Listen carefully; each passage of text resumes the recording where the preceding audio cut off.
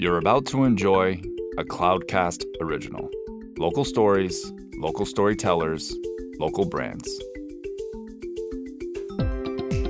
Have you ever felt that you as a woman may not appear to measure up when you see incredible women in strong roles? You may be surprised when hearing from women in these positions and how we all share many of the same challenges. Thank you for joining us for the SheEO Lead-In podcast with Rebecca Jones as we share the journeys of women. Hello, I'm Rebecca Jones, your host of SheEO. We are on an exploration together to discover more about the personal journeys of incredible women in both career and life. We all have paths to share that sometimes take incredible turns, deep resilience, and courage to navigate. My hopes are that the challenges shared here encourage women to take leaps of faith and growth when a journey feels too difficult or unachievable. There is great strength deep within each one of us. These stories are meant to share the ways strong women have taken their dreams to strive and thrive to new heights, despite their sometimes rocky paths, and found a way to lead in. And today we are with the amazing Ginger Hitzke, who builds and owns housing for families. So all types of families, mostly families that are working families. So Ginger, tell us a little bit about yourself today. Thanks, Rebecca. First of all, I love that you are doing this, and this is so you. This is so your personality type, and also I would say your heart and spirit to put together a show like this. So I love it, and thank you so much for inviting me, because I can only imagine the kind of women that you are having on the show, and I'm excited to be a part of it. So thank you, and good job. I love the intro. Thank you. And you're welcome, because I think you're amazing. We talk about this pretty often. Yes. So anyway, a little bit about what you actually do for our listeners today. What is it that you do that really drives you? Because you have a big heart, and I know that about you. We talk about it all the time. You love to give back. You love to serve people. And so why is it that you do what you do in a man's world predominantly? I'm not even sure there are any women that are in this industry of building and owning apartments. So tell us a little bit about that. So my company is called Hitzke Development Corporation, and we are what would be called an affordable housing developer. And as we were chatting about before the show, not a lot of people really understand what that means. So, I'm classified as a real estate developer, but I'm also an apartment builder and owner. So I do everything from finding locations to build new housing, and pull all the plans together and the whole team together to design it and get it financed and get it built and then own and operate it. So that's, in a nutshell, what I do. There are not a lot of women that do what I do. There are more women that do what I do in the nonprofit sector than there are in what you would call the for-profit sector. And so when I meet a woman who is a real estate developer of any type in the for-profit sector, to me, that is like finding a unicorn in the wild. And I get very excited. I've been excited about, the handful of women that I've met in my entire life that do what I do. Because, it's few and far between. So how did you get to be so amazing? I'd like for you to share I want you to share a fun short story about your childhood. Okay. That people may not know about you. Okay. So just kind of an intro to my personality and a funny story or funny fact about me that people may not know from childhood. I was a self-appointed bus monitor when I was I don't know if it was in fifth grade, towards the end of fifth grade. It was absolutely in sixth grade. But that was something I felt like the bus needed more order. and we were too rambunctious. And so the bus driver, his name was Ken, and I have a really tough time remembering names. So like the fact that I remember his name is kind of extraordinary. And he seemed to be cool with it. And so that was just my role, and everybody just accepted it. So that is so funny. I was actually a sergeant on the safety patrol. So I was so excited. I got to hold the stick and hold everyone back from running out in the street. So I definitely can definitely relate to that. So I have a fun question. What is one word that you think describes you best? I would say evolving. I'm definitely a much different woman, today than I was, any number of years ago. And it's been, I would say, half luck and half intention, good fortune and half intention. Well, don't you think that also has to do with tenacity? Because I would say that one of the things that best describes me is tenacious. Oh, yeah. When someone says no, I go, I'm going to figure out how to make that happen then.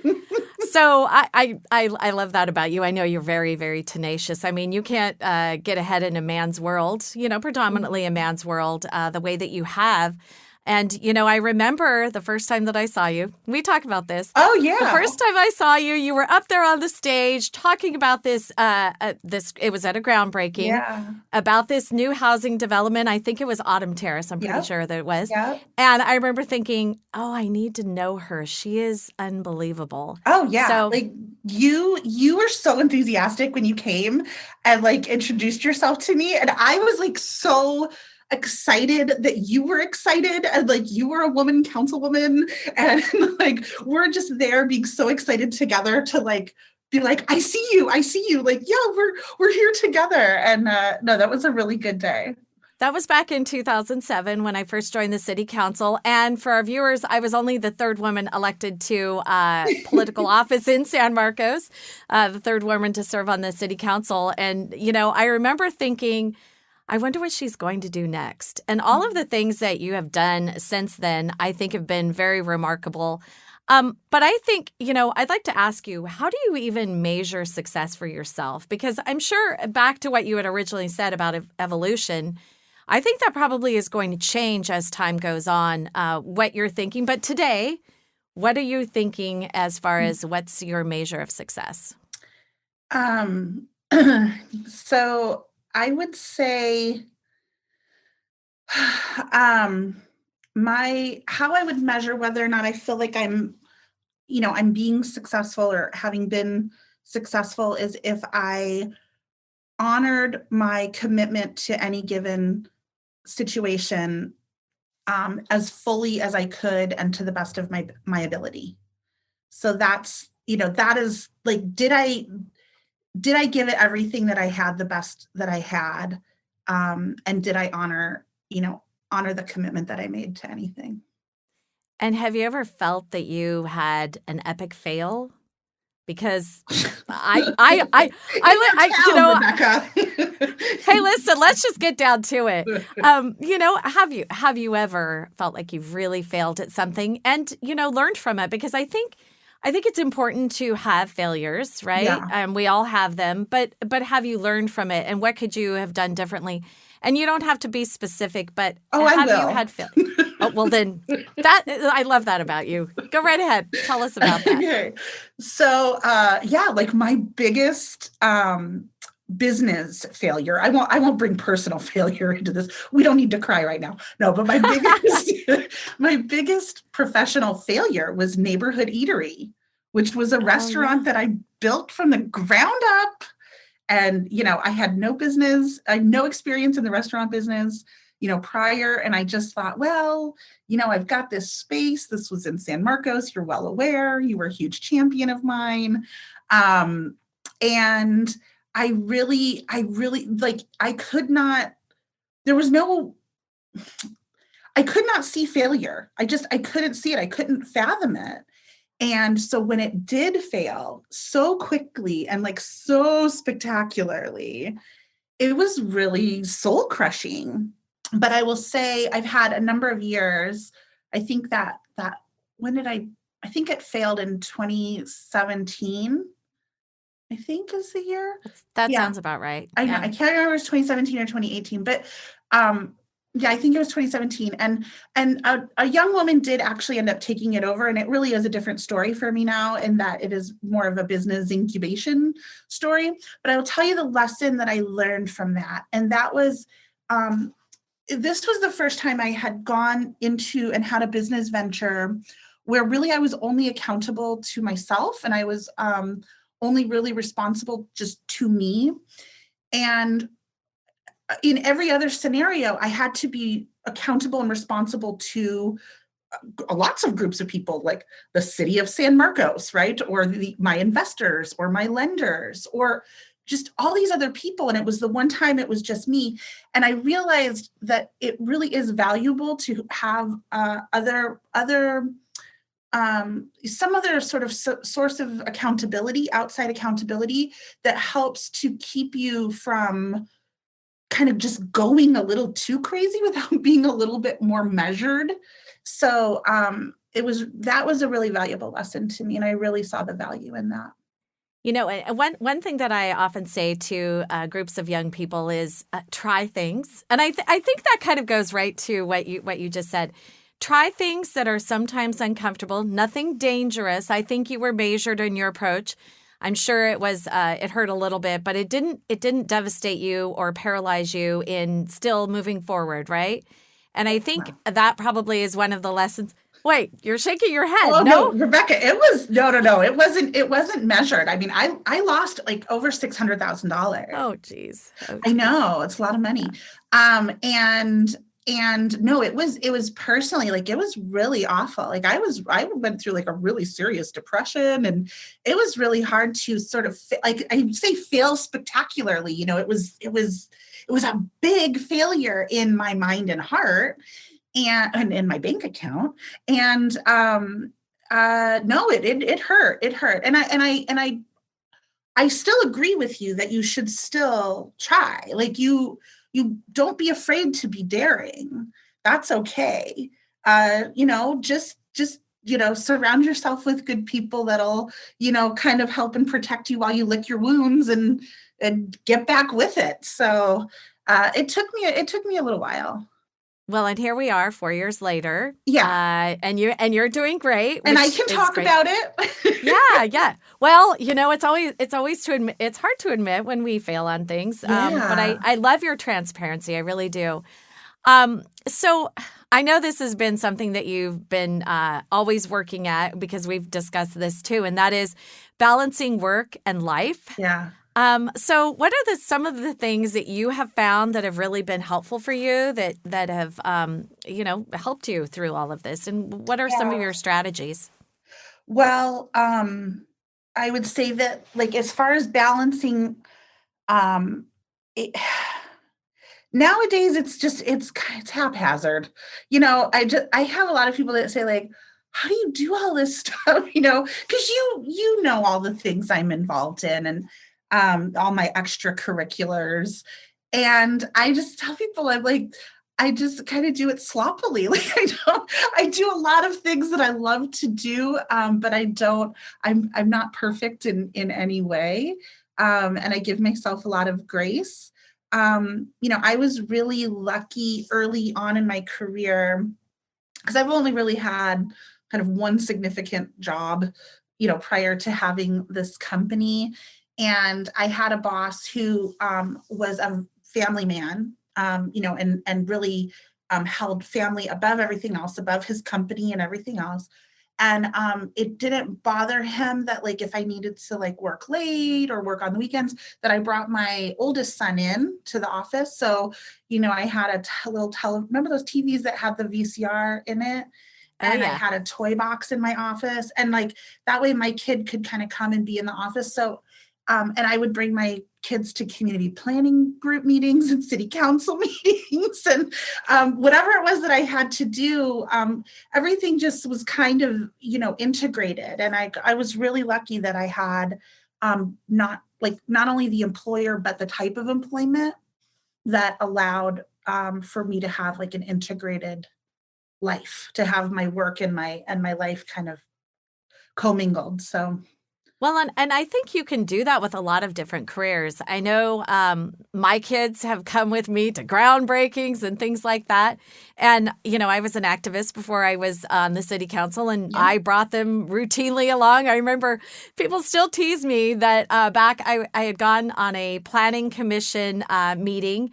And I had my daughter, it was on site, and I had my daughter in my little backpack, and they say, that little baby of yours is now 20 years old. How's that possible? So, I think it's great that you do that or did that, because I think it's important to expose your kids to things that maybe they might go, oh, I don't really know about that. But later on, they kind of look back and they say, oh, I was at this thing or that thing. And I think exposing them to more things is really important too. So let's talk about kind of the elephant in the room. And that is, you're a woman. I'm a woman. Yes. We're both in predominantly male-oriented sort of businesses. Yeah. Have you had much resistance to you in your business? I don't know. I am asked that question quite a bit, and I'm always kind of stumped by it. And I kind of wonder if maybe it's because you don't know what you don't know. I don't. No one's ever said like, hey, little lady, you don't belong in this set. Like, no one's ever said anything like that. Sometimes I suspect that my presence as a woman is uncomfortable. Like they're not exactly sure what to do with. Like, I will give you an example. I'll just give you one example. It's just kind of funny. Is like someone who is dear in my life now, but then it was a little awkward. Would try to hold my hand in certain parts of a job site where things were like, like where I might fall down or something, like if it, and I just thought, well, that's very nice and chivalrous, but it's also like, this is awkward and weird. So I think maybe not as much like resistance, but maybe like, awkward at first. But I mean, like a lot of times men, once they hear me talk, and I swear like a sailor, I won't do that on this show. And they hear me talk, or once you kind of just get going in the mood, like I have a pretty significant presence, so you just kind of get in line and just deal with it. Well, I was going to say that you're such a big presence, and when you don't barrel over people by any stretch of the imagination. You're more of like, if you're not coming along with me, I'm going to push you out of the way, because I'm here to get a job done, and I mean business here. Yeah. I'm not here to play around. I'm not here to, pussyfoot around. I am here to do it, and I'm here to get a job done, which I love that about you. You're just so strong and just intentional, and you know what you want. And I love that about you. So did you have any role models? And I know you spoke a little bit about, I think it was Jim Silverwood, if I'm not mistaken. Yeah. Do you have any other mentors that really have influenced you significantly in your current career? Yeah. I was starting to just like, write down people, because you had given me some notes to think about before this, and it's too much. Like, it's too many people. I have, throughout my life, I guess, been fortunate enough to recognize good qualities in people that, like, oh, I see that and I want to be that. And so I've created all kinds of role models all over the place in my life. But yeah, I mean, there's definitely been Jim, Jim is someone like that. He's not like kind of one of those people that's like an intentional role model. He just is by like his presence and his being. But yeah, I've had I've had so many people in my career, and that don't maybe even know that they were a role model to me too. So, people are watching. When you were saying a little bit earlier about having people in your life and just kind of, watching what they're doing. That's, I always, and also surrounding yourself with good people. I was having this conversation with my son recently, and I was saying, it's really important to always surround yourself with good people. And I think you kind of learn your leadership style. At least I think I have from a lot of different people. You say, oh, I really like that about that person. But then you take it and you own it as your own, right? Yeah. So when I think we've talked about this before, I had two role models, Pia Harris-Ebert and then also Hal Martin. And both of them, I was like, okay, I really like this about that person, and I really like this about that person. Yeah, and they're I really so think different. they're very different. You have a Democrat and a Republican, and I loved both of them. And they were saying, you could do very well at this. And I thought, oh my gosh, I'm not interested in politics. Though, however, kind of, I know, it's funny. Hey, we talk about this. I know it's funny, but it's one of those things you kind of find something you're passionate about and you kind of go, okay, so how did you get here? And, that's one of the things I wanted to hear from you. Yeah. How did this journey choose you? Because I can tell you for sure my journey chose me. How did your journey choose you? Oh, I want to hear what you have to say about that.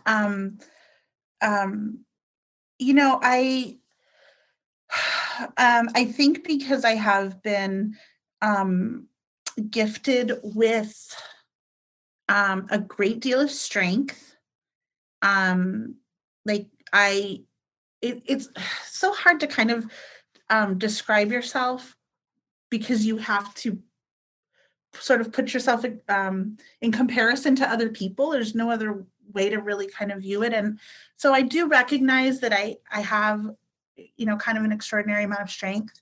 And it keeps being pointed out to me that I have this huge heart, and it's just like, well, it's my heart. What I don't know what else to say about that. So I think that the combination of those two things is why this do you say the journey chose me? It Yeah, did. I think guess so. yeah. I think our journeys always choose us. I think, I've heard of a lot of people too, starting out in a career, like, for instance, myself, I was selling new homes, and then I owned a furniture marketing company with my ex. And now, I became a politician, which, I think that's becoming more predominant nowadays. Back my parents, my dad always worked the same job for his entire life, pretty much in the same field. Yeah. I think people are back to what you said earlier about evolving. I think people are evolving more and, finding something they're truly passionate about. And that's one thing that I always also tell young people is, if you find something that you're passionate about, it doesn't always feel like work. Yeah. And I know, when I hear you talking about your projects, yeah, it's kind of work, but honestly, you're so passionate about that. And so, so what are you most passionate about in your journey, do you think? What am I the most passionate about? Well, trying to be the best at what I do for the sake of being the best at it, but and trying to figure out if there's are there any new paths that need to be created? Do I need to be out there in the front and creating a new path, or is the path that exists just fine? I just need to help bring more people along on the path. So I think that that's kind of, I don't know, that seems a little out there. I think to be more specific, before I die, I would like to have made a really extraordinary impact in the way that we as a society in America view, living under a roof. And that we don't have a segregated way of doing it, that we have a more equality, a more equal opportunity. That's I feel like I really accomplished something if I can make an impact and a change, like a really positive change in that way. So interestingly enough, when you say that, this is what I think of. I think of the first time I walked through Autumn Terrace, and it was beautiful, and I know it was there before.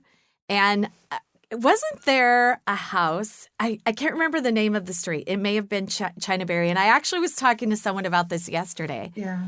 Where people were living in a pool.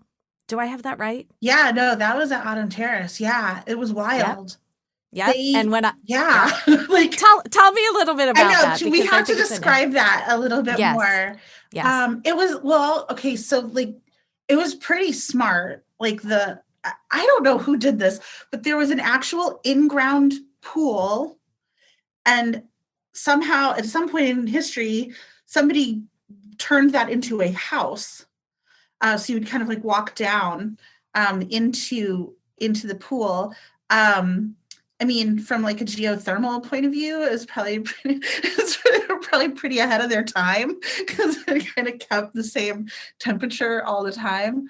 But that was it's pretty some pretty wild conditions, I would say. So when I knew that going into Autumn Terrace for the first time, and I remember the houses that were there that ended up getting demolished, but it was revitalized, and I say this a lot, revitalized to this amazing, beautiful housing. Yeah. The people now that are lower income, because it is low income, deed restricted housing. And I've always been a huge proponent of this. And you were part of the reason that I really believed in affordable housing, Ginger. I don't know if I've ever told you that, but you really, because I saw how it changed lives.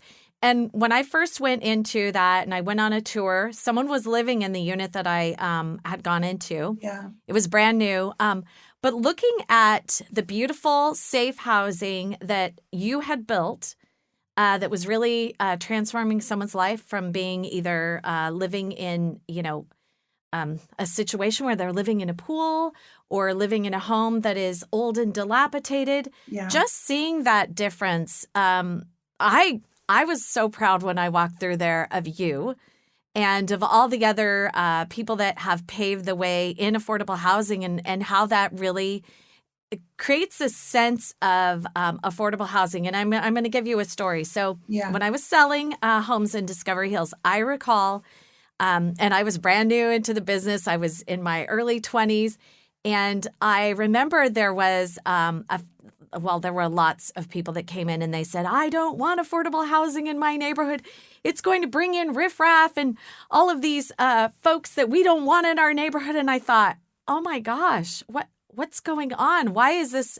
What are they talking about? And I was thinking to myself, much like you were talking about earlier, about housing and about, affordable housing is a mandate. Some folks at home may not know this, but the state actually sets goals it's an 8-year cycle. It's called Regional Housing Needs Assessment, RHNA for short. We just received our number in San Marcos, and it's over 3,100 homes to be built in the next 8 years, which is very difficult. It used to be much easier when we had our redevelopment agency in the city.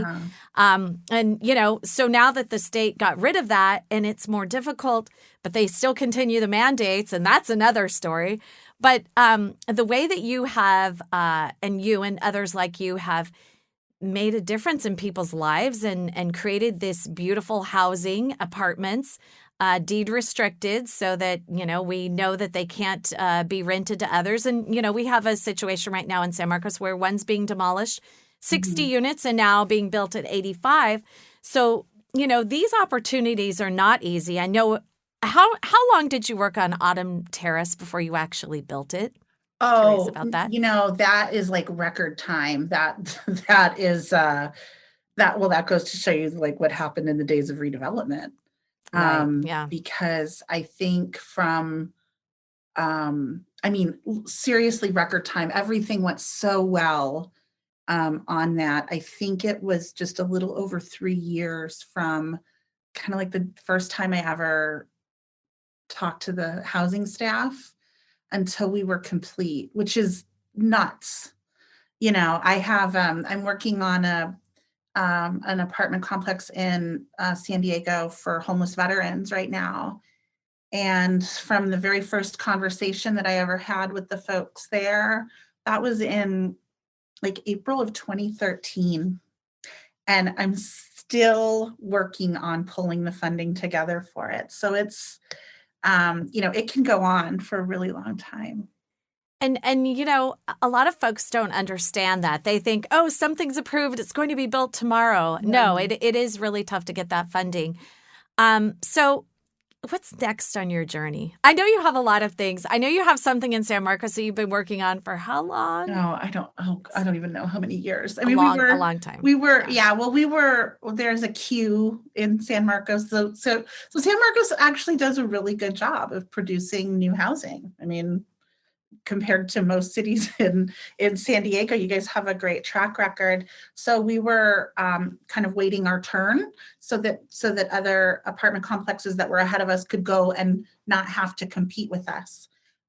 So yeah, I do have that one. I have some more thoughts on that that I want to share with you. Oh, we definitely need to set up an appointment. I know. And then, so, I am trying to figure out how, if there is any way for me to create new housing that is affordable to people, maybe not at the lowest incomes that I have been working with, families with the lowest incomes or seniors with fixed incomes, but maybe to a different group of people. And is there a way that I can use policies, either local or state policies, that have been created to try to increase housing production? Is there a way that I can do that with like-minded investors, investors that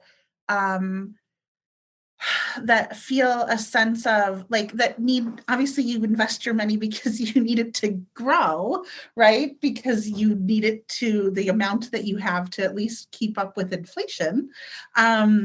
So try to find investors who are like-minded, but who also have a sense of community and need to serve the greater community through this thing that we know how to do, which is housing.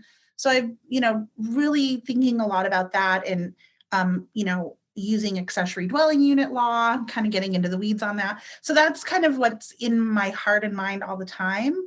I would say, kind of longer term, I'm not sure what, I'm 46. I'm like relatively young for how long I've been in business. And so I feel like I have like a lot of time ahead of me that I might make some new moves, and I'm not too afraid to try something new because I've already failed spectacularly once and lived to tell about it. So I probably have it in me to try something else. So are you talking about specifically workforce housing? Housing for for instance, our firefighters when they're first starting out.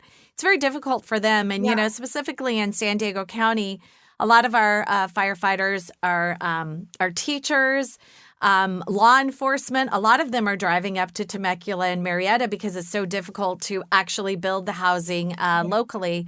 Mm-hmm. So interesting. I love that idea because that is really the missing middle in our housing chain, because we do have some of that affordable apartments and whatnot. And then we have the very high end. And a lot of times when you, it's a lot easier to build actually the higher end because it just, one, you don't have as much political pushback, though I would say that there's a total disconnect. And I've even told the BIA this. You guys need to educate people because people don't understand. They live in a house, right? Everyone lives in some sort of house for the most part, right? Unless you're homeless, which is, a very sad thing. Yeah. But most people live in a home. How are we going to continue to build that missing middle part where you first can own a home and then you start stepping up to the higher priced homes? It's not easy. A lot of our first-time buyer families are having a very difficult time, and they're moving out of the area. And then what does that do?